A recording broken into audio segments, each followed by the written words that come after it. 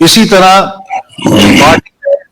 پچھلے ایک سال کے اندر قومی اسمبلی کے اندر، سینٹ میں، پارلیمنٹ کے اندر بھی اہم کردار ادا کیا مختلف مواقعوں پر اور عوام کی ترجمانی کی، جس کا نتیجہ یہ ہے کہ ہم اس حکومت کو مکمل طور پہ ایکسپوز کرنے میں کامیاب ہوئے اور آج ہر شخص کے سامنے ان کی حقیقت واضح ہے۔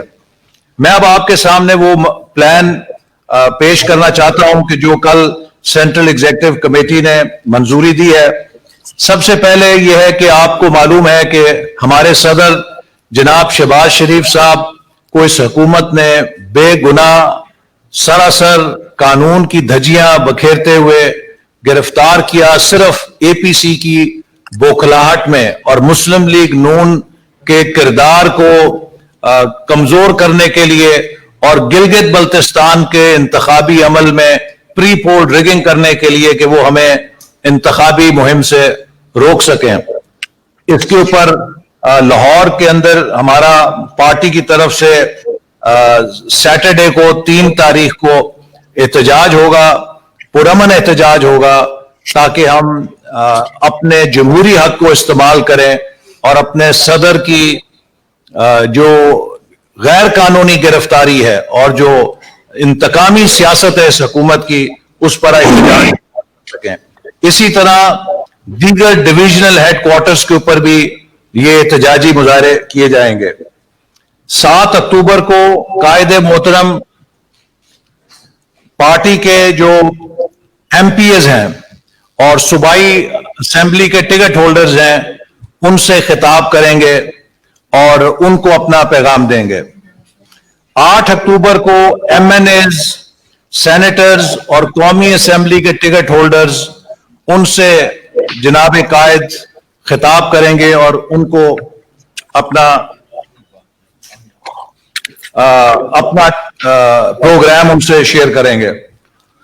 12 اکتوبر ایک بہت سیاہ دن ہے، ایک ایسا دن ہے کہ جس دن پاکستان میں جمہوریت پہ شب خون ڈالا گیا تھا۔ تو اس حوالے سے کراچی کی تنظیم اور ہماری سندھ کی تنظیم مل کر کراچی میں ایک عظیم الشان کنونشن اور جلسہ منعقد کریں گے، تاکہ ہم 12 اکتوبر کو پیغام دیں کہ پاکستان کی موجودگی میں آئندہ آئین پہ شب خون نہیں مار سکے گا۔ اس کے بعد ڈویژن سطح کے اوپر کنونشنز کا پروگرام بنایا گیا ہے، جو 11 اکتوبر سے لے کے 4 دسمبر تک ہے۔ 12 اکتوبر سے لے کے 4 دسمبر تک کراچی میں، جیسے میں نے کہا 12 اکتوبر کو ہے۔ اس کے بعد 15 اکتوبر کو راولپنڈی میں، 19 اکتوبر کو مالاکنڈ میں، 22 اکتوبر کو اسلام آباد، 26 اکتوبر کو مظفر گڑھ، 29 اکتوبر کو نواب شاہ، 30 اکتوبر کو عمر کوٹ، 2 نومبر کو سرگودا میں، 6 نومبر کو فیصل آباد میں، 10 نومبر کو ساہیوال میں، 23 نومبر کو ملتان میں، 26 نومبر کو ہزارہ میں، 30 نومبر کو بھاولپور میں، 4 دسمبر کو پشاور میں، اور اس کے بعد بلوچستان کے اندر بھی وہاں کی تنظیم سے مشاورت سے پروگرام بنایا جائے گا، چونکہ کوئٹہ میں 11 اکتوبر کو پہلا پاکستان ڈیموکریٹک موومنٹ کا جلسہ ہو رہا ہے، تو ہم اس کے بعد کچھ وقفے سے پھر بلوچستان میں بھی 2-3 کنونشن کریں گے۔ اس کے علاوہ 16 اکتوبر کو گجرانوالہ ڈویژن میں ایک بڑا جلسہ عام ہوگا، جو جناب ہمارے قائد کے بیانیے اور مسلم لیگ نون کے پیغام اور اے پی سی کے فیصلوں کی تائید کرنے کے لیے کیا جائے گا۔ اس کے بعد ہم اپوزیشن کی دیگر جماعتوں کے ساتھ مل کر پاکستان ڈیموکریٹک موومنٹ کے زیر اہتمام ملک کے دیگر صوبائی دارالخلافوں میں بھی جلسے عام کریں گے، کراچی میں، پشاور میں، اور آخری جلسہ جو نومبر کے وسط یا تیسرے ہفتے میں ہوگا، یہ مسلم لیگ نون اس کی میزبانی کرے گی۔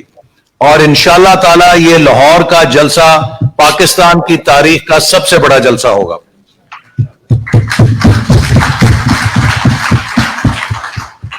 اس کے ساتھ ہی ہماری جو ڈسٹرکٹ اور کانسٹیچوئنسی لیول کی ریلیز ہیں رابطہ عوام کے لیے اور پبلک موبلائزیشن کے لیے، اس کے لیے تمام ڈویژنل صدور کو ہدایات جاری کی گئی ہیں کہ وہ مقامی طور کے اندر بھی ان جلسوں کے ساتھ حلقوں کی سطح کے اوپر اور ضلعوں کی سطح پر ریلیز اور جلسوں کا انتظام کریں. ساؤتھ پنجاب کے اندر 4 جلسے ہوں گے جو کہ ہمارے ساتھ نئے لوگ بھی وہاں پر اب شامل ہو رہے ہیں. آپ کو پتا ہے کہ ساؤتھ پنجاب میں کتنی ہارس ٹریڈنگ کی گئی تھی اور مسلم لیگ نون سے لوگ دباؤ کے ساتھ نکالے گئے تھے. اب الحمدللہ وہاں بڑے بڑے اچھے اثر اور سیاسی قد کاٹ والے لوگ مسلم لیگ نون میں شامل ہونے کی خواہش رکھتے ہیں اور وہ انشاءاللہ جلسے کریں گے، وہ بھی بڑے تاریخی جلسے ہوں گے. ساتھ ہی ساتھ 15 اکتوبر سے 13 نومبر تک ہم نے گلگت بلتستان کی انتخابی مہم کے لیے بھی شیڈیول بنایا ہے، جس میں ہر ہفتے ہمارے 3 مرکزی قائدین گلگت بلتستان میں موجود ہوں گے تاکہ وہاں کی انتخابی مہم میں ہم بھرپور شرکت کر سکیں. اور انشاءاللہ تعالی مریم نواز صاحبہ بھی گلگت بلتستان کا دورہ کریں گی. اسی طرح ملک کے اندر جو district high court bar associations ہیں ان کے اندر بھی ہم نے 10 اکتوبر سے لے کے 15 نومبر تک پروگرام تشکیل دیا ہے، جس میں پارٹی کے سینئر رہنما صوبائی سطح پہ اور ہائی کورٹ کی سطح پہ جتنے بار ایسوسیشنز ہیں وہاں پر خطاب کریں گے، اور جو بڑی ڈسٹرکٹ بار ایسوسیشنز ہیں ان سے بھی خطاب کریں گے تاکہ وکلا کے ساتھ یکجہتی کی جائے اور وکلا کو اپنی جدوجہد میں شامل کیا جائے. اسی طرح محترمہ مریم نواز صاحبہ گلگت بلتستان کے انتخابی مہم کے علاوہ چند منتخب مقامات پر جلسوں سے بھی خطاب کریں گی.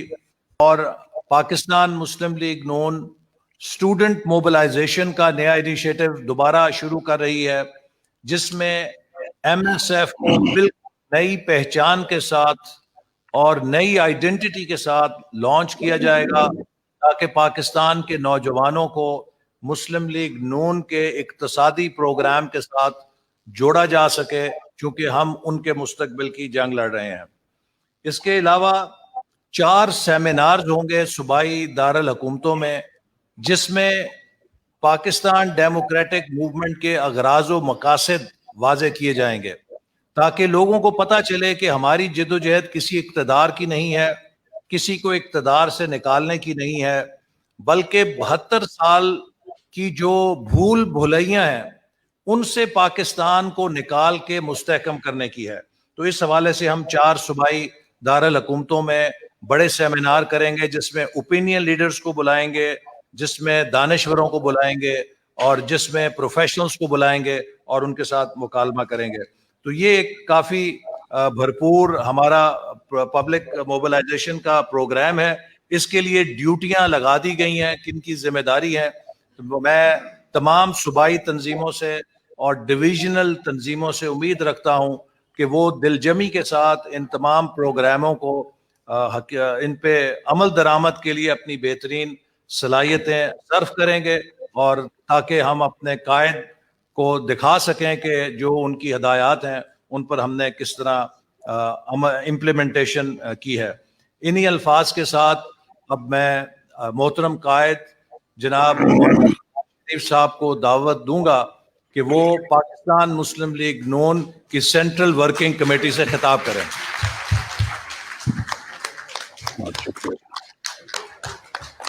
بہت بہت شکریہ. Thank you very much.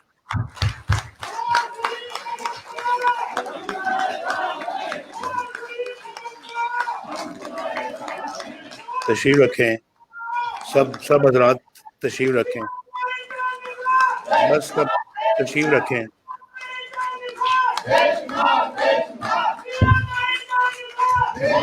बस ठीक है, मैं तशरीफ रखें, आप मेहरबानी करके तशरीफ रखें, तशरीफ रखें।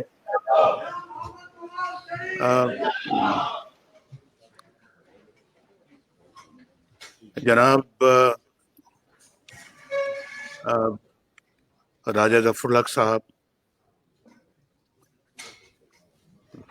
दिखाएं, मोहतरम हासन इकबाल साहब, जनाब शाहिद खाकान अब्बासी साहब, मुअज़्ज़िज़ अरकान CWC, अस्सलाम वालेकुम। बहुत खुशी हो रही है आपको सामने देखकर। बड़े अरसे के बाद मैं आपसे मुखातिब हुआ हूँ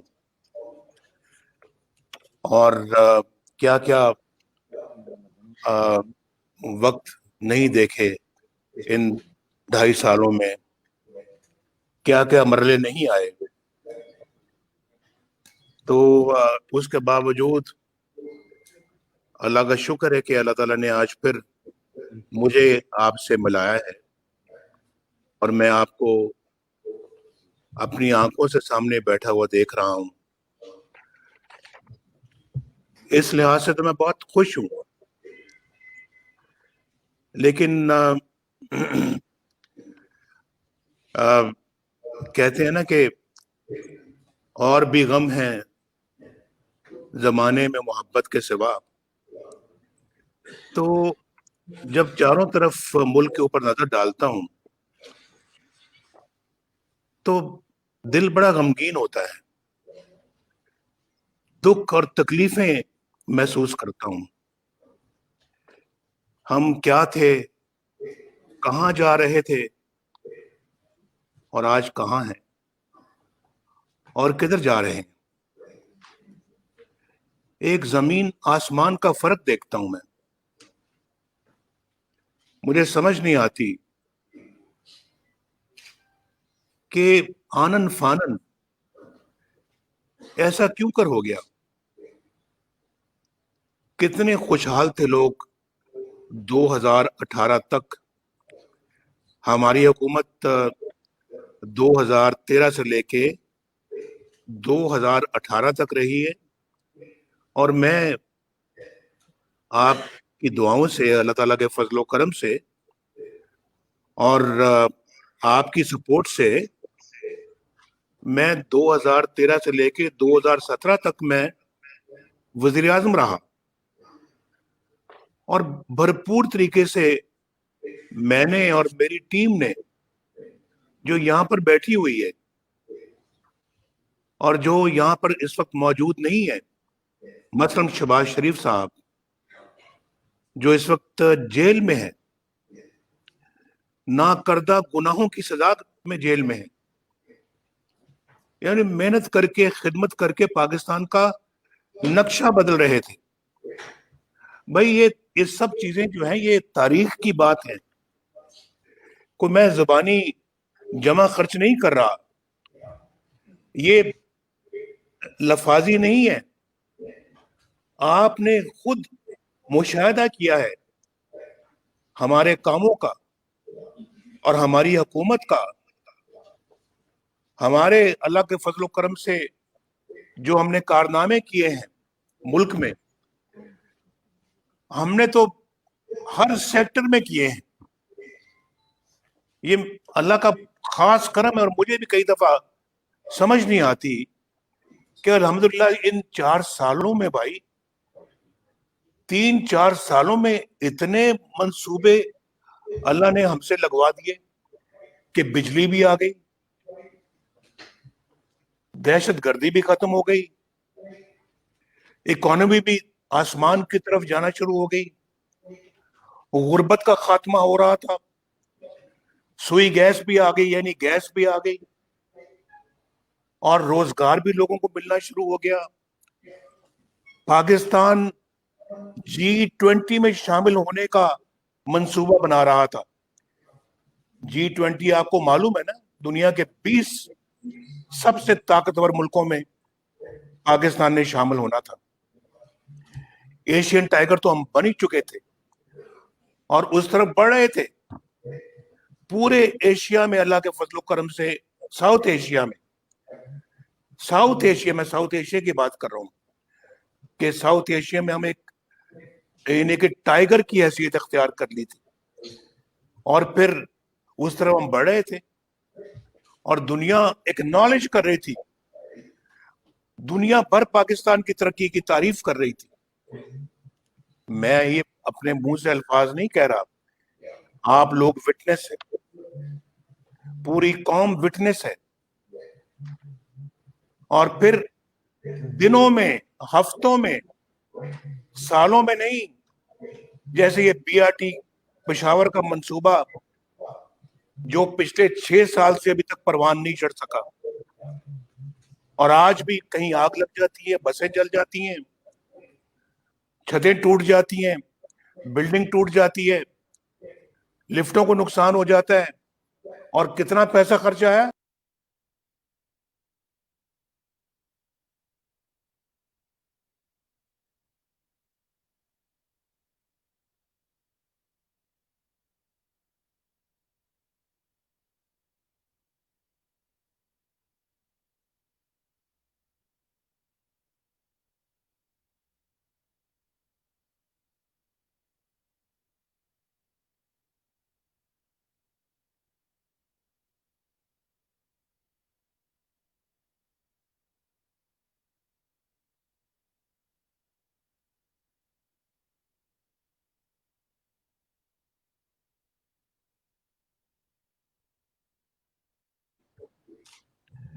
ये स्पीड कभी पाकिस्तान की तरक्की की आपने देखी है पहले? कभी नहीं देखी होगी।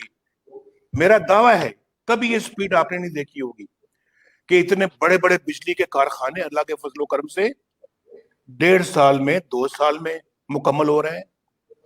भाई ये जिन है जो बना रहे हैं, हम लोग बना रहे थे अल्लाह के फजलो करम से, कौम की दुआएं हमारे साथ थी और हर सेक्टर में अल्लाह के फजलो करम से इसी तरह से काम हो रहा था। जाके देखें मंसूबे, जो गैस के मंसूबे जो बन रहे थे हमारे, और जो गैस यानी कराची पोर्ट के ऊपर जो है वो जो हमने वो लगाए वहां पे उनके मंसूबे, वो अपनी मिसाल आप रखते हैं।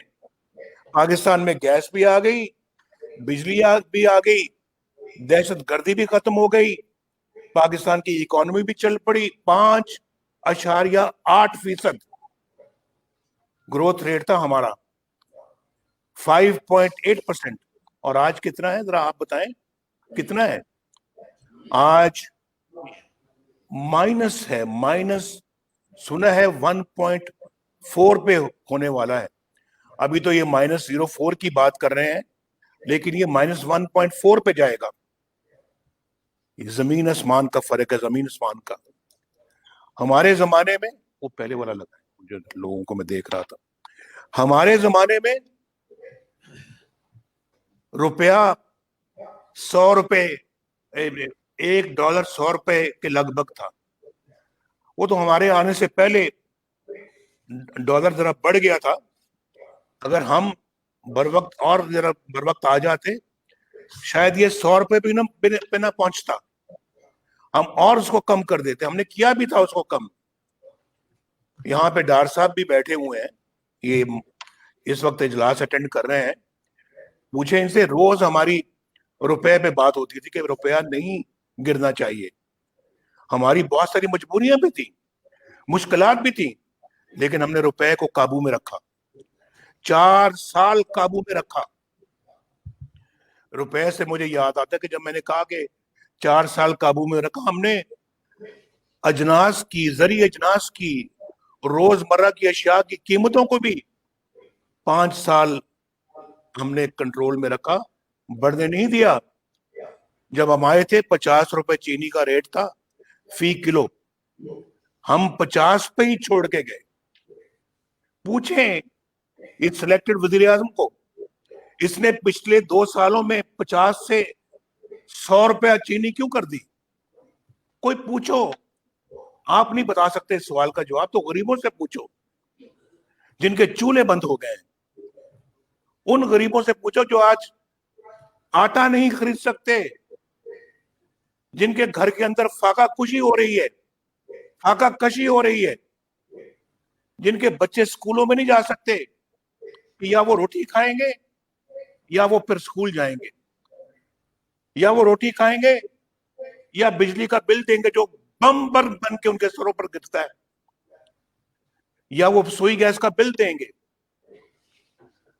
वो रोटी खाएंगे या अपने इलाज मुआवजे के लिए वो दवाइयां खरीदेंगे जो आज उनकी पहुंच से बाहर हो गई है। ये किसी ने इसका अंदाजा लगाया है?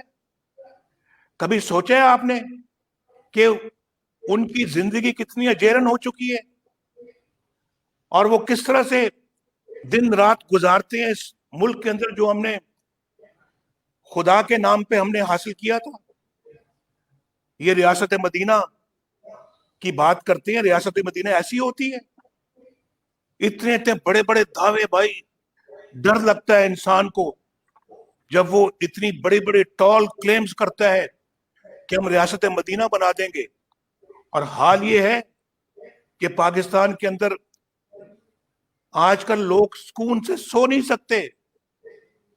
जो कुछ लॉ एंड ऑर्डर का हाल है आज आपने फिर देख लिया होगा, सुन लिया होगा कि आज एक पाकिस्तान की बेटी के साथ मुल्तान में क्या सलूक किया गया है, चंद दिन पहले ये मोटरवे पे क्या सलूक किया गया था, और फिर ये मुजरिम दंदनाते फिरते हैं। मजाल थी इन मुजरिमों की कि हमारे जमाने में कुछ सर भी उठा जाए, मजाल थी इन क्रिमिनल्स की कि ये कोई दंदनाते फिरे। अल्लाह के फजलो करम से हमने हर चीज को कंट्रोल रख किया था, अवाम की दिलो जान के साथ खिदमत कर रहे थे। और मैंने आपको बताया है, यार बंद करें इसको, और मैंने आपको बताया है कि अल्लाह के फजलो करम से हमने इतने बड़े बड़े मसले हल किए भाई। ये सिर्फ इकोनॉमी में नहीं, इक्तिसादी फील्ड में नहीं, आप जानते हैं, आप अच्छी तरह जानते हैं कि हमने दिफाई सेक्टर में भी, दिफाई फ्रंट पर भी हमने अल्लाह के फजलो करम से पाकिस्तान को नाकाबिले तस्खीर बनाया।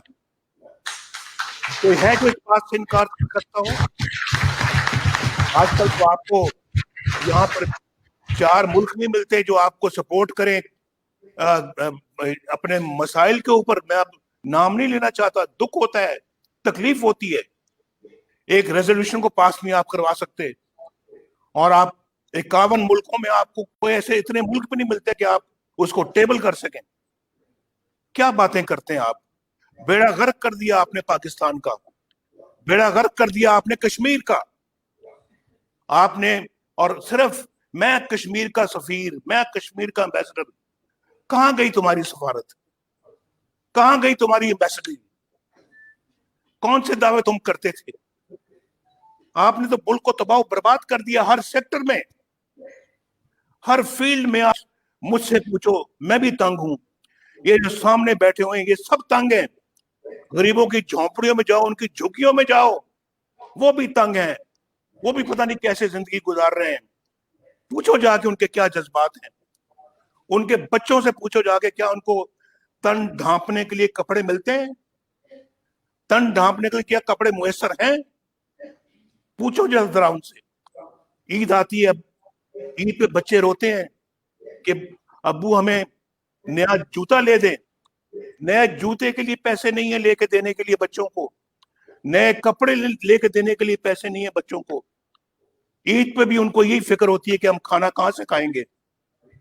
ईद वाले दिन भी ये फिक्र उनको नहीं छोड़ता। और आप कहते हैं हम 1 करोड़ नौकरियां देंगे। कहां है वो 1 करोड़ नौकरियां? कहां वो बुलंद बांग दावे?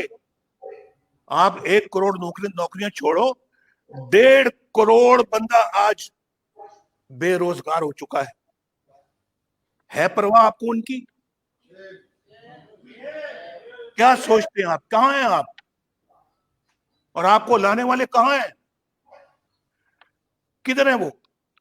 جواب دیں، اس قوم کو لانے والے بھی جواب دیں بھائی۔ میں نے تو چند دن پہلے کہا تھا، میں نے کہا بھائی عمران خان سے ہمارا مقابلہ نہیں ہے، اس کو ہم کوئی اہمیت نہیں دیتے، یہ تو ایک سلیکٹڈ وزیر اعظم ہے، لا کے بٹھا دیا آپ نے، اس ملک میں مسلط کر دیا آپ نے، ہمارے سروں پہ مسلط کر دیا ہے۔ یہ سوغات جو لے کر آئے ہیں وہ بتائیں ہمیں، یہ سوغات کس خوشی میں آپ نے اس قوم پہ مسلط کی ہے؟ وہ بتائیں ہمیں کہ انہوں نے یہ سب کام کیوں کیا ہے؟ کیوں الیکشن چوری کیا؟ کیوں پاکستان کے عوام کا مینڈیٹ چوری کیا؟ یہ باتیں ایک نہ ایک دن منظر پہ آنی تھی۔ میں نہیں چاہتا تھا کہ میں اپنا جو ہے وہ اس معاملے میں اپنے جو ہے وہ جذبات کو ان پہ کنٹرول میرا جو ہے وہ ختم ہو جائے، لیکن پاکستان کے موجودہ حالات کو دیکھ کر میں اب خاموش نہیں رہ سکتا، میں چپ نہیں رہ سکتا، اور مجھے کوئی چپ کرانے کی کوشش بھی نہ کرے، کیونکہ میں چپ نہیں ہوں گا۔ اور میں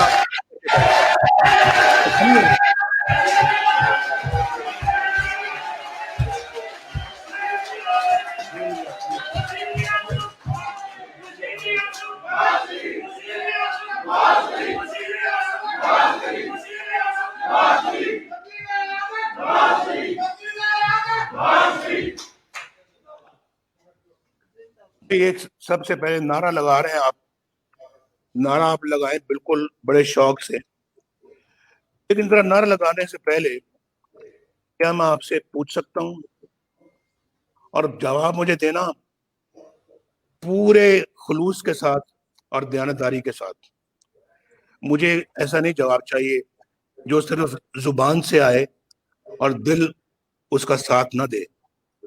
اگر دل ساتھ دیتا ہے تو پھر مجھے جواب دو، دل ساتھ نہیں دیتا تو چپ رہو، جواب بھی دینے کی ضرورت نہیں ہے، میں نہیں مانگتا آپ سے جواب، پاکستانی قوم اس کا جواب جانتی ہے۔ میں آپ سے پوچھنا چاہتا ہوں، ذرا آپ اپنے دماغ سے پوچھیں، دل سے پوچھیں، پہلے دل سے پوچھیں بعد میں دماغ سے پوچھ لینا، کیا آپ کو، مجھے اور ہم سب کو تاریخ کے درست سمت پر کھڑے ہوتے ہوئے نظر آنا چاہیے یا نہیں آنا چاہیے؟ مجھے ذرا بالکل دل سے پوچھ کے ہاتھ کھڑا کر کے بتاؤ، ہمیں تاریخ کے درست سمت میں کھڑے ہوتا ہوا نظر آنا چاہیے یا نہیں؟ جو سمجھتے آنا چاہیے ہاتھ کھڑا کرو۔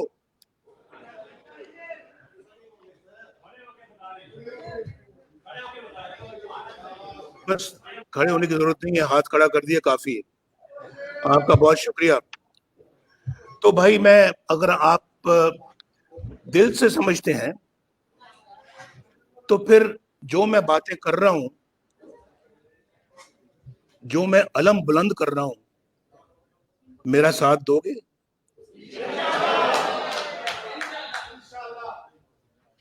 اس سوال کا جواب بھی دل سے پوچھ کے بتاؤ، میرا ساتھ دو گے؟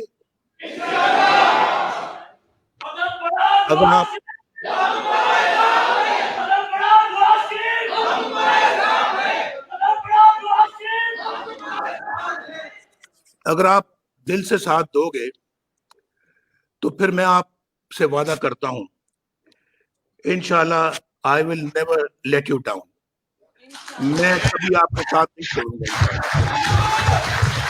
اور آپ انشاءاللہ مجھے اسٹیڈ فاسٹ پائیں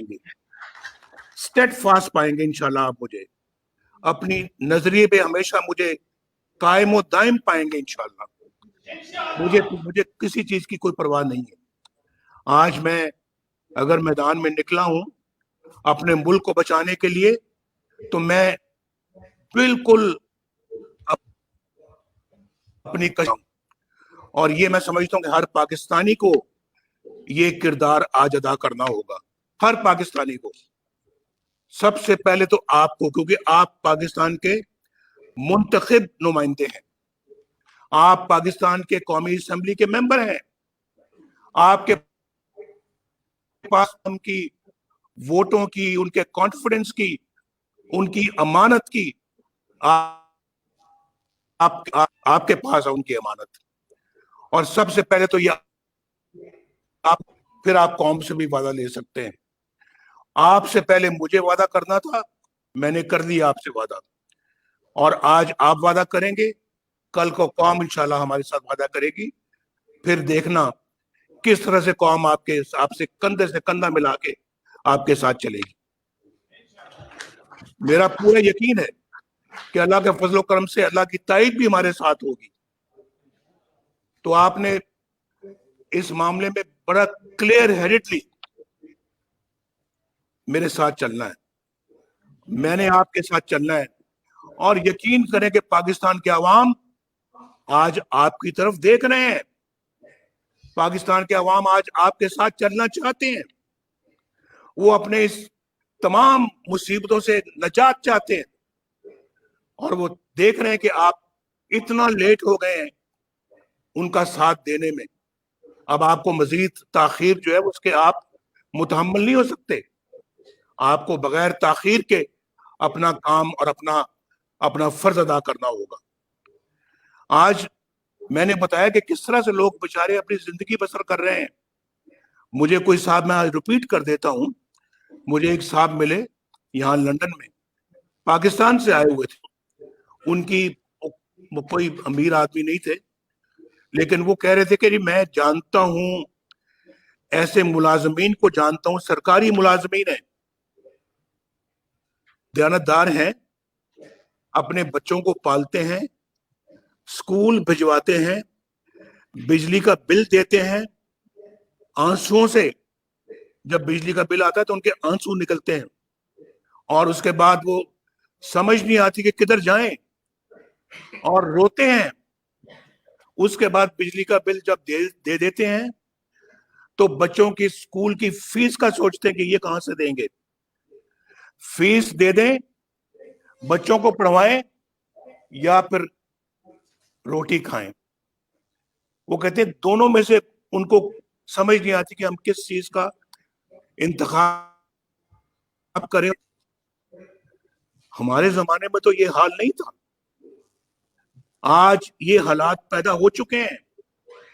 یہ تو وہ کہنے لگے کہ اس کے بعد پھر اگر وہ روٹی کھاتے ہیں تو ان کے پاس سالن کے پیسے نہیں ہوتے, وہ پانی سے روٹی گیلی کر کے بھی کئی دفعہ ان کو کھانی پڑتی ہے, پانی سے. یہ تو ان لوگوں کا وہ حال بتا رہے تھے جن کے پاس چھوٹا موٹا روزگار ہے, جو بیچارے ابھی بھی تنخواہ لیتے ہیں, گھر کا کرایہ بھی دینا پڑتا ہے, اور پھر بچوں کے لیے دودھ کا انتظام بھی کرنا پڑتا ہے. تو روٹی پانی کے ساتھ کھاتے ہیں, پانی کے ساتھ کئی دن.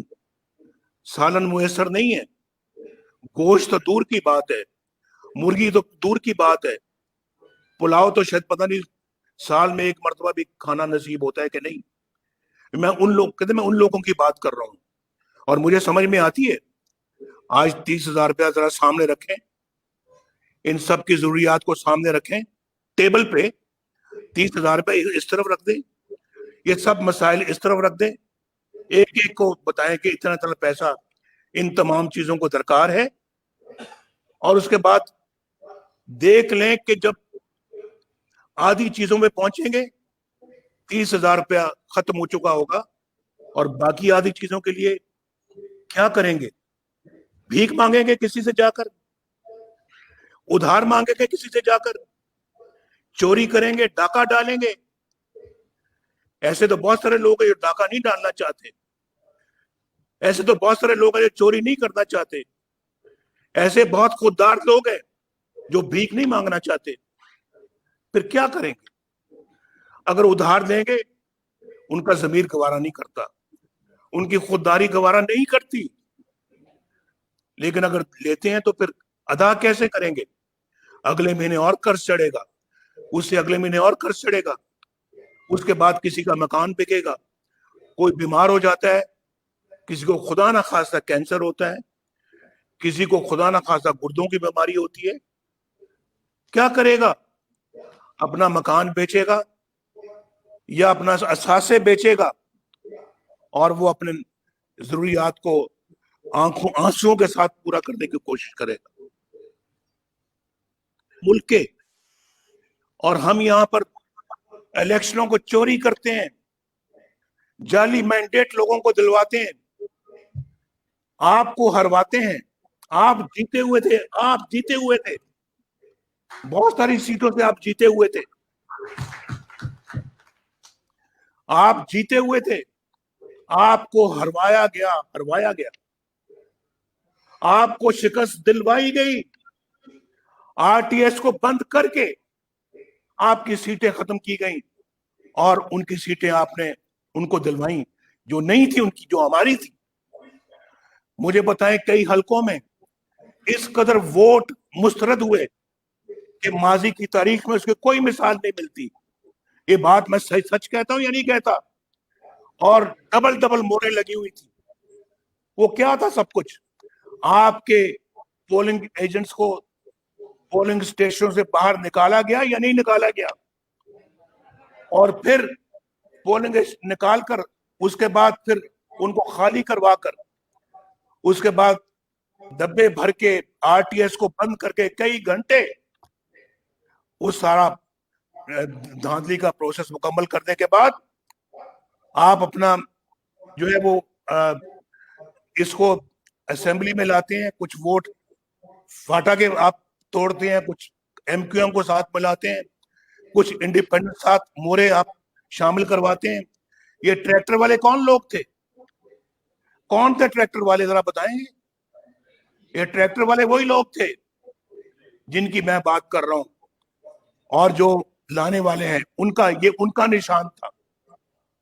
और उनको आप लाते हैं और फिर सिर्फ 4 वोटों से इस सिलेक्टेड को आप वजीर आजम बनाते हैं, 4 वोटों से, फिर भी 4 वोटों से। तो ये हम इतनी आसानी के साथ ये तमाशा देखते रहे और कुछ बोले ना? हम गूंगे तो नहीं है, बहरे तो नहीं है, अंधे तो नहीं है। या तो हम अंधे हैं तो फिर ठीक है, या हम बहरे हैं तो फिर ठीक है, या गूंगे हैं तो फिर ठीक है। लेकिन अगर नहीं है और हमारा ज़मीर भी जाग रहा है और हमारा अल्लाह के फजलो करम से जो सेल्फ रिस्पेक्ट जो है, खुददारी भी हमारी मौजूद है, तो फिर इन चीजों को देखना, इन चीजों को होते हुए देखना अपनी आंखों से और कानों से सुनना, तो फिर उसके बाद हम खामोश रहें, मैं नहीं समझता कि ये पाकिस्तानियत है। ये पाकिस्तानियत हरगिज नहीं है, नहीं है बिल्कुल। और देखें, मैं 3 दफा पाकिस्तान का वज़ीर आज़म रहा हूं। आज लंदन से बैठ के मैं आपसे बात कर रहा हूं, लंदन से बैठ के बात कर रहा हूं। 3 दफा मुल्क का वज़ीर आज़म लंदन से बैठ के बात करता है। और कल आपने देखा कि वहां कोर्ट ने मेरे खिलाफ क्या इरशादात फरमाए हैं, क्या कमेंट्स दिए हैं। अब किस तरह से बंदा जो है वो ये मैं एक कहे कि जनाब हमें इंसाफ मिलेगा? क्या इंसाफ मिलेगा? और पहले क्या इंसाफ मिला है? मोहम्मद बशीर की अदालत से वो कर्नल क्या कर रहा था बात वहां पे? वो कर्नल साहब जो वहां पे मोहम्मद बशीर की अदालत में गए, उन्होंने क्या जाके वहां पे बात की? मोहम्मद बशीर, उनका क्या काम था वहां जाने का? और उसके बाद फिर जो दूसरी अदालत जो है अरशद मलिक की, क्या कह गए अरशद मलिक साहब? आप बताएं, उनको फारिग कर दिया, वो तो चले गए घर। फैसला अभी तक मौजूद है, फैसला मुअत्तल नहीं हुआ, फैसला डिसमिस नहीं हुआ, वो डिसमिस हो गए, फैसला डिसमिस नहीं हुआ। ये है इंसाफ।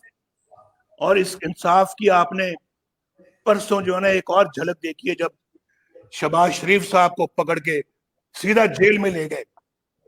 अभी तक उनको सुनना भी गवारा नहीं किया कि वो क्या कहते हैं अपने डिफेंस में, अपने दिफा में, अपने हक में वो क्या बात करते हैं, वो भी सुनना गवारा नहीं किया।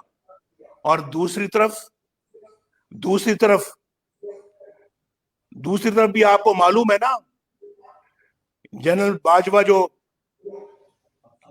आसिम बाजवा करोड़ों के एसेट्स और असासे अमेरिका में बनाए हैं पिछले 15-20 सालों में जी।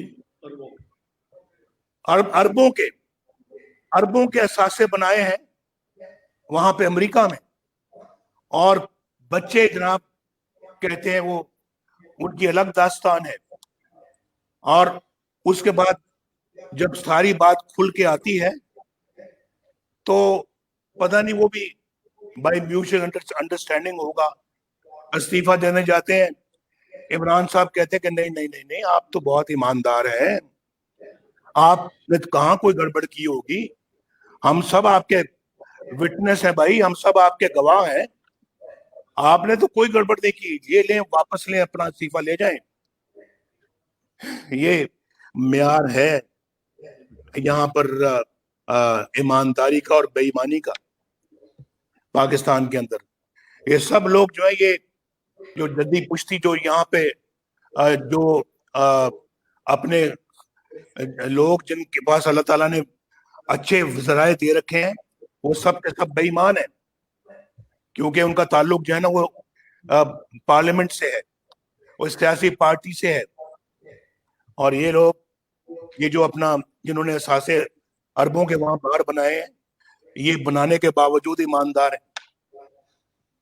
यार ये मेयार तो नहीं चलेगा यहाँ पर। और फिर आप ये तवक्को करें कि ये मेयार ये हो और फिर नवाज शरीफ खामोश रहे। नवाज शरीफ उस मिट्टी का नहीं बना हुआ कि जो ऐसी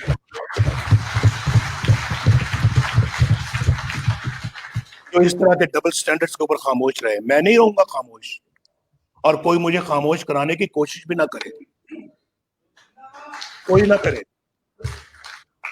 और मैं आपसे, यानी इतने बेशुमार लोग मुल्क से बाहर अपनी नौकरियां खो चुके हैं, पाकिस्तान में नौकरियां खो चुके हैं, कोई उनका पुरसाने हाल नहीं है।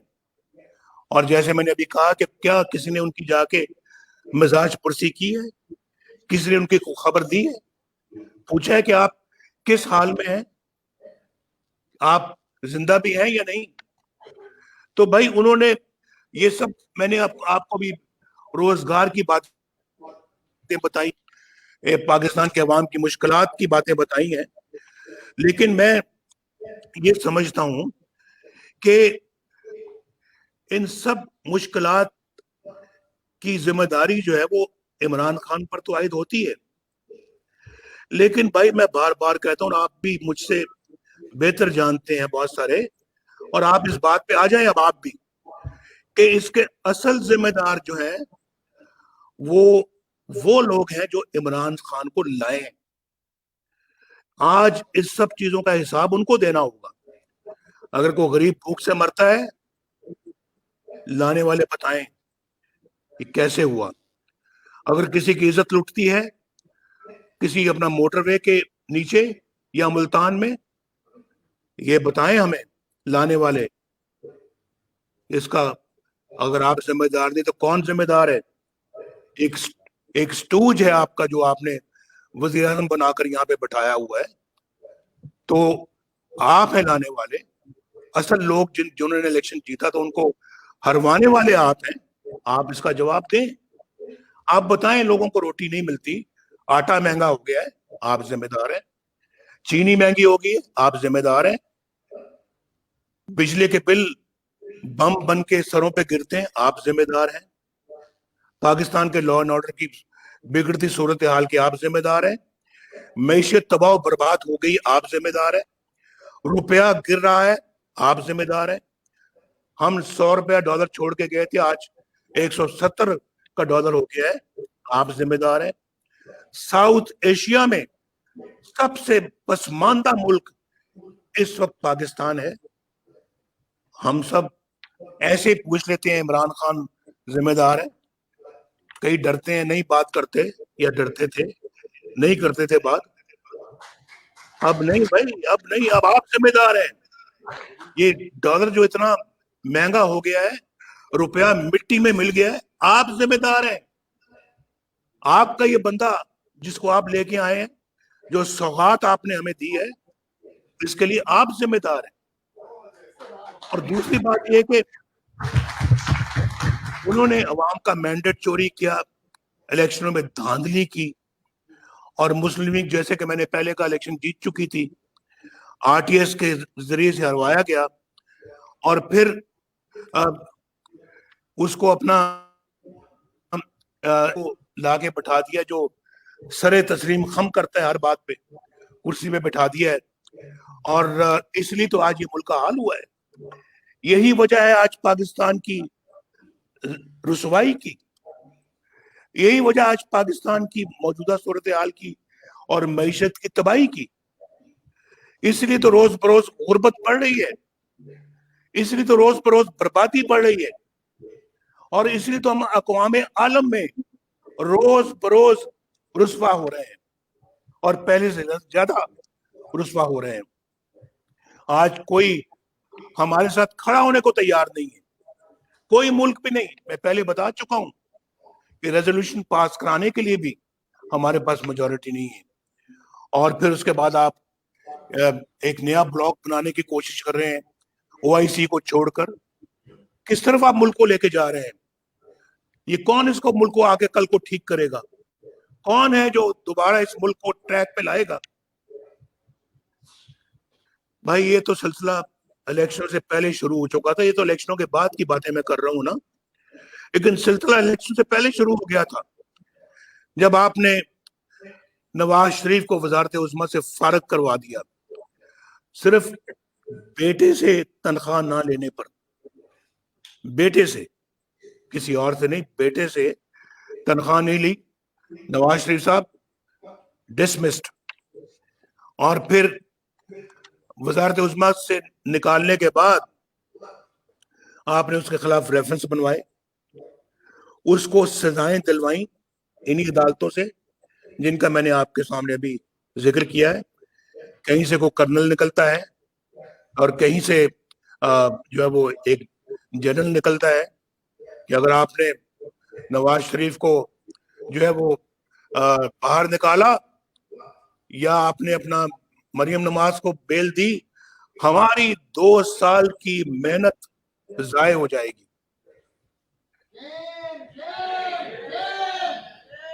یہ ہے وہ 2 سال کی محنت جو ضائع ہونے کا خدشہ تھا ان کو. یہی وہ 2 سال کی محنت تھی نا, کہ آئی ایس آئی کے جنرل فیض حمید ان کو ملنے گئے کہ آپ نے نواز شریف کو ضمانت نہیں دینی, نہ اس کی بیٹی کو, اور جب وہ نہیں مانے تو ان کے چیف جسٹس کے پاس چلے گئے اور ان پر دباؤ ڈالا. اور پھر مریم کہ جی مریم اور نواز شریف کے جو بینچ ہے اس میں شوکت صدیقی کو مت رکھا جائے.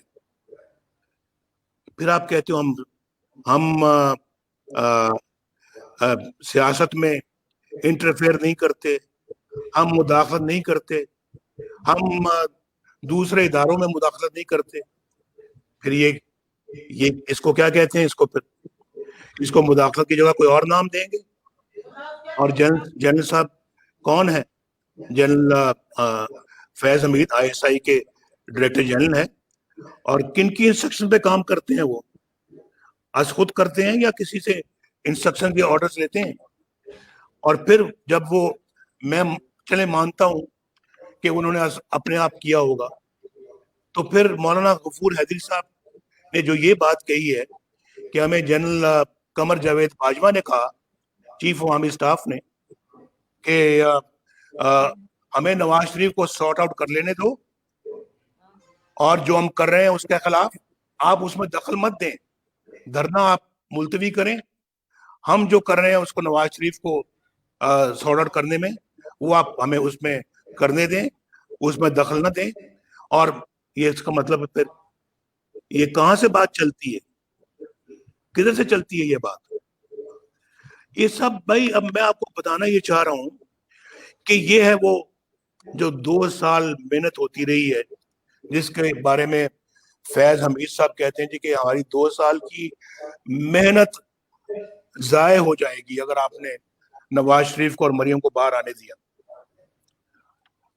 پھر ہم اگر یہ کہتے ہیں کہ الیکشن میں دھاندلی نہیں ہوئی تو ہم سے بڑا پھر بیوقوف کون ہو سکتا ہے؟ الیکشنوں میں دھاندلی پھر ہوئی، اس کا نتیجہ سامنے آیا، اور آپ نے ایک سلیکٹڈ وزیر اعظم کو بٹھایا، اس لیے تو آج ملک کا یہ حال ہو گیا ہے۔ اس لیے تو ہم لوگ بھی اب تنگ آمد بجنگ آمد، ہم تو اپنے ملک کے ساتھ یہ کھیل تماشا مزید برداشت کرنے کے لیے تیار نہیں ہے۔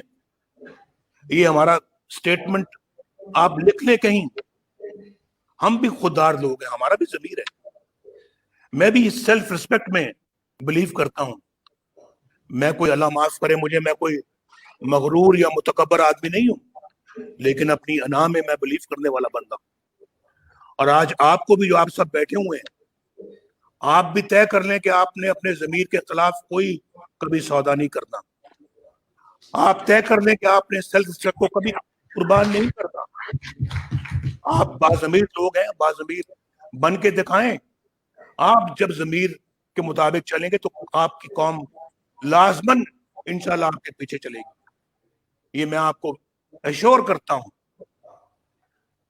تو حضور یہ جو سب کچھ جو ہے، یہ سب کچھ ایک لکھا ہوا اسکرپٹ تھا جس کے مطابق یہ ساری چیزیں جو یہ ہوئی، جے آئی ٹی بنائی گئی، جس میں نواز شریف کے خلاف جے آئی ٹی بنی، جس میں ملٹری انٹیلیجنس کے نمائندہ تھا، جس میں آئی ایس آئی کا نمائندہ تھا، اور یہ ملک کی تاریخ میں پہلی مرتبہ ہوا۔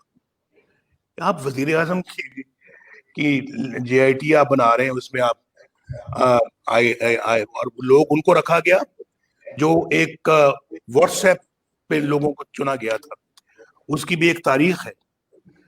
تو یہ میں سمجھتا ہوں کہ جب آپ کو کچھ نہیں ملا تو آپ نے صرف ایک اقامے پہ اپنے ملک کے وزیر اعظم کو نکال دیا۔ کوئی ہے بات سمجھ میں آنے والی؟ کوئی مجھے سمجھا دے، میں سمجھنا چاہتا ہوں، کوئی مجھے سمجھا دے تاکہ میں سمجھ جاؤں، اور اگر میں غلط کہہ رہا ہوں تو پھر جناب میں معذرت کرنے کے لیے تیار ہوں، لیکن اگر میں غلط نہیں کہہ رہا تو پھر حضور آپ کو سمجھنے کی ضرورت ہے، اور آپ کو بھی اصلاح کرنے کی ضرورت ہے۔ اور پھر ریفرنس بنا دیے، سزائیں دلوا دی، اور پھر کیا ہوا؟ یعنی بلوچستان کے اندر میں دیکھ رہا ہوں اپنی آنکھوں سے، یہاں ہمارے جنرل صاحب بھی بیٹھے ہوئے ہیں، قادر بلوچ صاحب بھی بیٹھے ہوئے ہیں، بلوچستان سے اور بھی لوگ ہوں گے، ان کے سامنے، ہماری آنکھوں کے سامنے بلوچستان کی حکومت کو گرا دیا گیا، اور پھر وہاں پر عاصم سلیم باجوہ صاحب بھی وہیں موجود تھے اور کمانڈر تھے، اور وہاں پر حکومت کو ہماری گرا کر تو بلوچستان سے نئے مہرے لائے گئے۔ کیوں ہوا سارا؟ صرف اور صرف سینٹ کے الیکشنز کو سیبوٹاج کرنے کے لیے۔ یہ الیکشن کو سیبوٹاج کیا بھائی، الیکشن کو سیبوٹاج کرنا کوئی چھوٹا جرم نہیں ہے، کوئی معمولی جرم نہیں ہے، بہت بڑا جرم ہے۔ الیکشن کو سبورٹ کرنا، الیکشنز کو مینج کرنا، دھاندلی کرنا، کسی کو جتوانا، کسی کو ہروانا، یہ سب بہت بڑے جرائم ہیں یہ، اور ان کا حساب تو بھائی آپ کو دینا پڑے گا اور ہمیں لینا پڑے گا۔ اور وہاں پر ہارس ٹریڈنگ کا بازار قائم کیا، اور ان نئے موروں کو جتوا کے ووٹ کو سرے عام بے عزت کیا، سرے عام، اور ایک ایسا گمنام آدمی سینٹ کا چیئرمین بنا دیا جس کو کچھ جانتا ہی نہیں تھا، یعنی کسی نے کبھی کو نہ ملا، نہ کبھی کسی نے دیکھا۔ آج پاکستان کے سب سے بڑے منتخب ادارے کا آج وہ چیئرمین۔ یہ ڈوب بننے کا مقام نہیں ہے، یہ ہم سب کے لیے یہ ڈوب بننے کا مقام ہے۔ یہ ہیں وہ چیزیں جس میں نے آپ سے ابھی یہ عہد لیا تھا کہ کیا آپ اپنے ضمیر کی آواز میں لبیک کہو گے؟ کیا یہ سب کچھ ہم یوں ہی جانے دیں؟ کیا یہ سب کچھ ہم یوں ہی برداشت کرتے چلے جائیں؟ ہم کو بھیڑ بکریاں ہیں، ہم کو گائے بھینسیں ہیں کہ جیسے آپ ہمیں چلاؤ گے ہم ویسے چلتے رہیں گے, جیسے ہمیں ہانکو گے ہم ہانکے جاتے رہیں گے؟ یہ نہیں ہو سکتا, یہ کبھی نہیں ہو سکتا, یہ کبھی نہیں ہونا چاہیے. پھر اس کے بعد آپ جانتے ہیں ہماری گورنمنٹ ابھی چل رہی تھی, اچھی چل رہی تھی.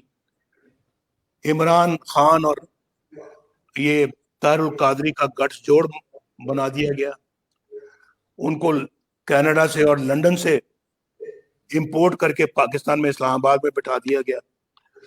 عمران خان کو بنایا گیا اور کہا کہ آؤ اسلام آباد میں آؤ, اکٹھے ہو کے نواز شریف کی حکومت کے خلاف دھرنا جو ہے وہ شروع کرو. ان کو وہاں دھرنے میں لیا. یہ بھی اس 2 سالہ پروگرام کا وہ حصہ تھا.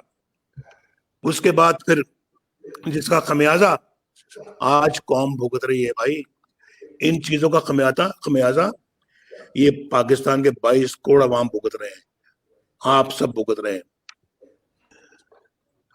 نیب کو کچھ لوگوں کے اثاثے تو نظر آتے ہیں, اور ان کے نظر آتے ہیں جو ان کو تو بہت نظر آتے ہیں, وہ اثاثے تو بہت زیادہ نظر آتے ہیں, لیکن کچھ لوگوں کے اثاثے ان کو نظر نہیں آتے. اور ابھی جو حال ہی میں جو میں بار بار یہ بات کہتا ہوں اور کہتا رہوں گا, اس میں کوئی عار نہیں ہے, مجھے کوئی شرم نہیں ہے, کیونکہ یہ میرے ملک کا معاملہ ہے. اور جنرل عاصم باجوہ کے اور ان کی فیملی کے احساسوں پہ انہوں نے اپنی آنکھیں بند کی ہوئی ہیں. یہ نیب کا کردار ہے. بھائی آپ نے جنرل عاصم باجوہ کو نوٹس بھیجنا تو بھیجیں, نہیں بھیجنا تو پھر کم از کم ایک میڈل ہی دے دیں اس کو, اور کوئی میڈل ان کو پریزنٹ کر دیں, کوئی حلال استقلال دے دیں, کوئی تمغہ جرت دے دیں, کوئی دے دیں, کسی قسم کا میڈل آپ ان کو دے دیں. آپ نے اپنا جو ہے وہ یہ پشاور میٹرو کا حال میں نے ابھی آپ کو بتایا. معلم جبہ آپ کو نظر نہیں آتا, پشاور میٹرو آپ کو نظر نہیں آتا. اس پہ سٹے لیے ہوئے ہیں, پشاور میٹرو پہ سٹے لیا ہوا ہے کہ جی آپ اس میں انکوائری نہ ہو. میں جان سکتا ہوں یہ سٹے لینے کا مقصد کیا تھا. ایک ایسا سٹے جو پاکستان کے عوام جاننا چاہتے ہیں. یہ عوام, یہ پیسہ بھائی عمران خان کا, یہ لانے والوں کا ذاتی پیسہ نہیں ہے, یہ پاکستانی عوام کے خون پسینے کی کمائی ہے. یہ خیبر پختونخوا کے عوام کی خون پسینے کی کمائی ہے. یہ اس کا پورا حساب کتاب ہوگا, اور یہ سب نیب کی نظروں سے کیوں اوجھل ہے؟ کہاں ہے وہ بلین درختوں کا منصوبہ؟ اس میں جو پیسہ ہے وہ کدھر ہے؟ کس نے کہا ہے معلم جبہ کا پیسہ؟ اتنا بڑا سکینڈل ہے, کون اس کا جواب دے گا؟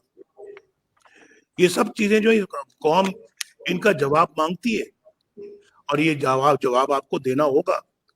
میں کل بھی میں نے کہا ہے کہ میں اپنا دوسری میں آپ کو یہ بھی بتانا چاہتا ہوں کہ یہ کون بتائے گا ہمیں فورن فنڈنگ کیس جو ہے وہ اتنے سالوں سے کیوں دبا ہوا ہے؟ کیوں نہیں وہ سامنے آتا؟ اور کیوں نہیں اپنا جو ہے وہ اس کا کوئی حساب کتاب قوم کے سامنے آتا؟ کیوں اس کے خلاف بھی اسٹے آرڈر وغیرہ لیتے رہے اور دے رہے ہیں؟ اور کیونکہ اس میں سب گڑبڑ کرپشن ہے, پیسہ کھایا ہے, پیسہ بنایا ہے انہوں نے, اور لیکن مجھے سمجھ نہیں آتی اس کو کون روک رہا ہے کہ وہ فیصلہ جو اس کا سنایا جائے اور فیصلہ قوم کے سامنے لایا جائے. میں جاننا چاہتا ہوں, علیمہ خان کو تو آج تک کسی نے پوچھا نہیں, اور آپ نے کہاں سے جائیدادیں بنائی؟ علیمہ خان صاحبہ کو آپ کو بتانا چاہیے, نیب کو, کہ جی ہم نے علیمہ صاحبہ کو ابھی تک کیوں نہیں نوٹس بھیجا, کیا وجہ ہے؟ یہ قوم جاننا चाहती है, पूरी ऑपोजिशन जानना चाहती है। फिर आपने तो जिंदगी में इमरान खान साहब कभी कोई कारोबार नहीं किया, आपने तो कभी कोई कारोबार नहीं किया, कभी आपने कोई कमाई नहीं की। ये बनी गाला की रियासत कहां से बनी, इसके लिए पैसा किधर से आया, ये आपको जवाब देने होंगे। अगर आपको वो साकिब निसार साहब छोड़ गए हैं, इसका ये मतलब नहीं कि कौम भी छोड़ देगी आपको, हम नहीं छोड़ेंगे आपको। और इसके लिए पैसे कहां से आए, जमान पार्क के घर को दोबारा तामीर किए, उसकी किधर से आए। टैक्स तो आप सुना है कि मुश्किल से 1-2 लाख रुपए देते हैं, तो करोड़ों रुपए किस तरह से आपने अपने जमान पार्क के घर पे लगा दिए, किस तरह से करोड़ों अरबों की जायदाद बनी गाला में आपने बना ली है कि आपने कि मेरी बीवी ने मुझे फलां पैसे भेजे, मैंने इधर से उधर भेजे, उसने उधर से इधर भेजे। ये क्या चक्कर दे रहे हैं आप, ये कोई नहीं मानता, कोई नहीं मानता। आप इन सब चीजों के बाद ठहरे सादिक और अमीन, और हम जो 1937 से हमारे बड़े माशाल्लाह पाकिस्तान के अंदर खून पसीने की कमाई करते रहे हैं, अपने हाथों से काम करते रहे, हम जो है वो सबसे बड़े चोर ठहरे। ये नहीं चलेगा भाई, इसको कोई तस्लीम नहीं करेगा, कोई तस्लीम नहीं करेगा। मैं ये बिल्कुल बता देना चाहता हूं कि मैं भाई बहुत इस मामले में मैं समझता हूं कि हक बात करनी चाहिए। और मैंने पाकिस्तान के अफवाज पाकिस्तान की अल्हम्दुलिल्लाह बड़ी खिदमत की है, और अगर अल्लाह दोबारा मौका देगा तो ये खिदमत का जज्बा मेरे सीने में मौजूद है, मैं खिदमत करता रहूंगा और आइंदा भी इंशाल्लाह करूंगा। हमारी पार्टी भी बिल्कुल इस जज्बे से सरशार है, खिदमत करेगी। मैं उस नौजवान लेफ्टिनेंट नासिर को खराज तहसीन पेश करता हूं जो शहीद हुआ है वजीरिस्तान में, जिसकी वालदा ने अपने हाथों से काम करके अपने बेटे को पाला था। मैं उस माँ को सलाम पेश करता हूं, लेकिन मैं उस फौजी को सलाम पेश नहीं करता जो वज़ीर आज़म हाउस के दीवारों को फलांग कर, उसके गेट को फलांग कर अंदर दाखिल होकर अपने मुल्क के वज़ीर आज़म को गिरफ्तार करे। मैं उसको सलाम नहीं करता, हरगिज नहीं करूंगा। और मैं उसको भी सलाम नहीं करता जो मुल्क की दौलत लूट कर अमेरिका में जाके जायदादें बनाए। मैं उसको भी सलाम नहीं करता जो अवाम का मैंडेट चोरी करे, कभी नहीं करूंगा। और मेरे दिल में उनके लिए कोई इज्जत नहीं है, मेरे दिल में इन लोगों के लिए इज्जत है जो हक हलाल की कमाई खाते हैं, जाके 24-24 घंटे ड्यूटी देते हैं बॉर्डर्स पे, पाकिस्तान की रखवाली करते हैं, आइन का एहतराम करते हैं, और उसके बाद अपने कानून का एहतराम करते हैं। मेरी जान भी उनके लिए हाजिर है, मेरी दिल के गहराइयों से उनके लिए सलूट है। अपनी ओत का एहतराम करते हैं, ओत जो हल्फ लेते हैं फौज में भर्ती होते वक्त, उसका एहतराम करते हैं। और वो ओत पता क्या कहती है? वो ओत कहती है, सुन ले जरा, ये 4 लाइनें हैं। जब मुसल्लह अफवाज में वो भर्ती होते हैं या कमीशन लेते हैं, वो कहते हैं, मैं सिद्ध के दिल से हल्फ उठाता हूं कि मैं खुलूस नियत से पाकिस्तान का हामी और वफादार रहूंगा और इस्लामी जमहूरिया पाकिस्तान के दस्तूर की हमायत करूंगा जो अवाम की ख्वाहिशात का मजहर है, और ये कि मैं अपने आप को किसी भी किस्म की सियासी सरगर्मियों में मशगूल नहीं करूंगा। क्या?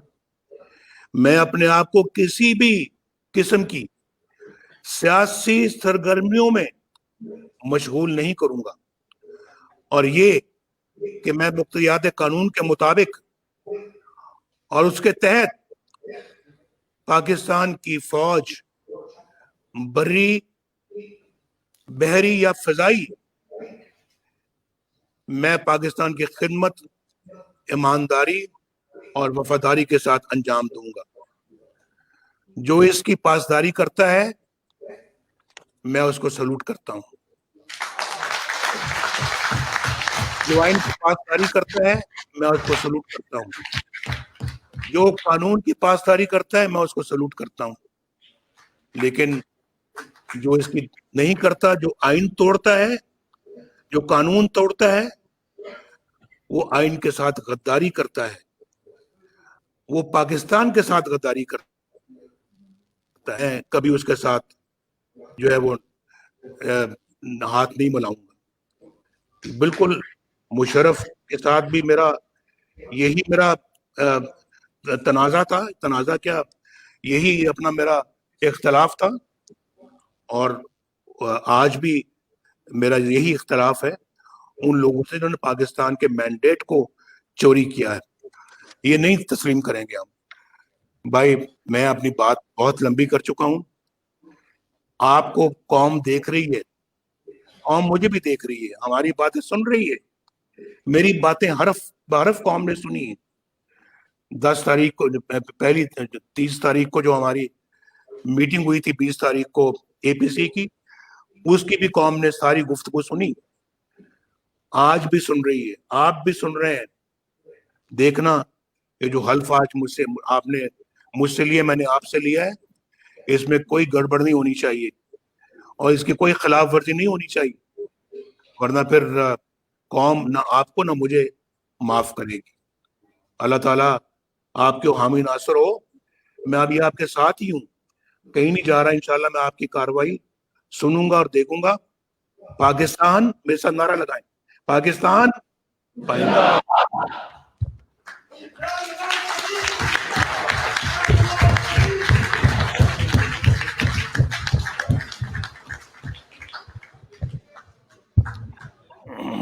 मोहतरम कायद, मैं पाकिस्तान मुस्लिम लीग नून की वर्किंग कमेटी के बिहाफ पे आपका शुक्रिया अदा करता हूं कि आपने अपने खिताब के जरिए न सिर्फ हमारी रहनुमाई की बल्कि पूरी कौम की रहनुमाई की। और मैं आपको सेंट्रल वर्किंग कमेटी के बिहाफ पे ये भी यकीन दिलाना चाहता हूं कि इंशाल्लाह लीग नून का हर वर्कर आपकी कॉल पर लब्बैक कहेगा और उस हल्फ की पासदारी करेगा जो आज सेंट्रल वर्किंग कमेटी में मौजूद अराकीन ने उठाया है, चूंकि ये तमाम अराकीन भी मुस्लिम लीग नून की गवादर से लेके गिलगित तक फैली हुई शाखों के नुमाइंदा हैं।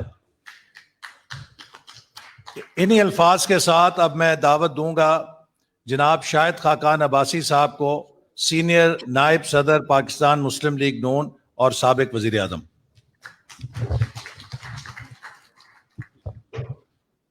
बिस्मिल्लाहिर्रहमानिर्रहीम।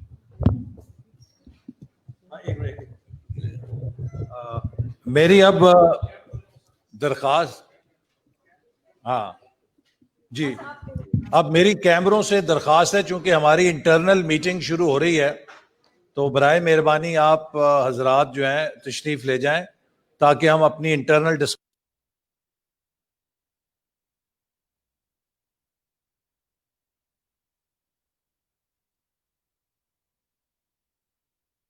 मैं आपको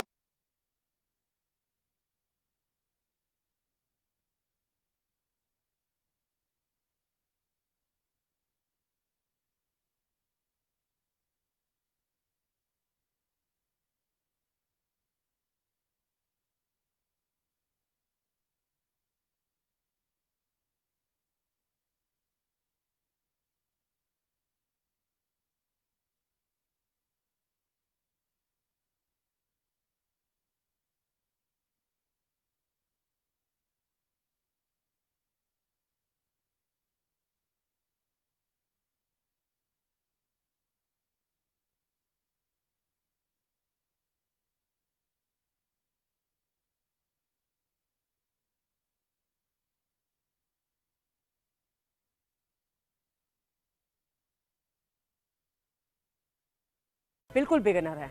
स्क्वाट्स का अक्सर लोगों को पता नहीं होता, आप चेयर यूज कर सकते हैं।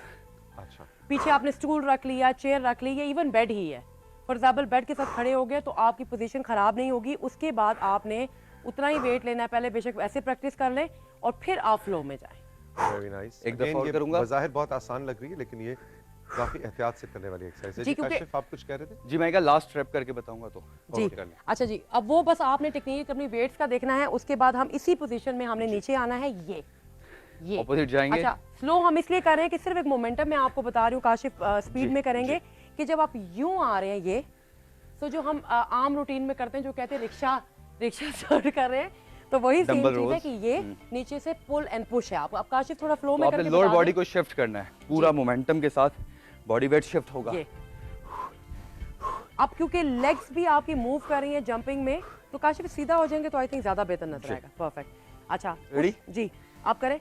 अब देखें, एक तो आर्म्स, शोल्डर्स, आपके एब्स और आपकी लेग्स, कार्डियो का भी एलिमेंट है। तो इस एक सिंपल सी एक्सरसाइज में जब आप इसको 30 सेकेंड या 45 सेकेंड कॉन्टिन्यूस करेंगे तो आपको और कुछ करने की जरूरत नहीं है। अच्छा, मैं ये सोच रहा हूँ कि ये सारी तमाम एक्सरसाइजेज वेट्स के बगैर भी की जा सकती हैं। तो अगर आप देख रहे हैं और आप कह रहे हैं अरे नहीं हमारे पास तो वेट्स नहीं है, तो हम शायद इफेक्टिव नहीं होंगी, ये वेट्स के बगैर भी अगर बहुत वेट्स अच्छी। नहीं है तो आप सिंपल सा सिर्फ ये कर सकते हैं कि जैसे अभी काशिफ ने वेट्स किया, आप ये कर लें, ये एग्जैक्टली। ये ठीक है, सेम चीज है, सिर्फ ये कि हमारे पास एक रेजिस्टेंस नहीं है। लास्ट एक्सरसाइज काशिफ करेंगे सिटअप्स के साथ। इसमें हम सेटअप करेंगे। जी अब देखिए कि मैं लाइट वेट यूज कर रहा हूँ, जी, क्योंकि मुझे खुद को ट्रेन करना है, ना कि इंजर करना है, ना ही आपको इम्प्रेस करना है। आपने इम्प्रेस हम पहले ही हुए।